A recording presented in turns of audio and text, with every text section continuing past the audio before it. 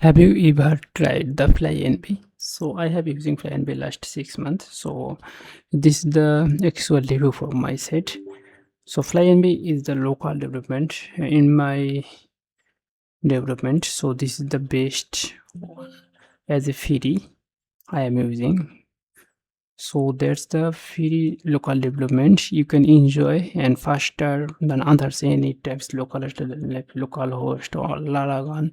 I have using both. So now I migrate in the Flyenv. So here I am using and everything as a developer you have everything at a time. So like you can say all tools what you need, cron job, git, tools, and everything what you need, every type of developer what's our daily needs. So every tools is here, every application is here what you want.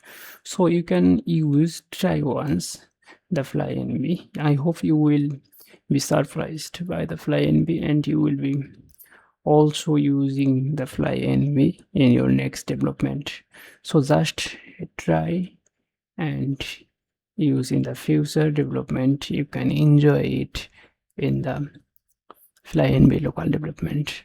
So in my previous experience, I have got the Flyenv as the best and faster application where I hit and any type of application using super fast and better way. So that's why I am using. And also this is the free review after almost 8 months.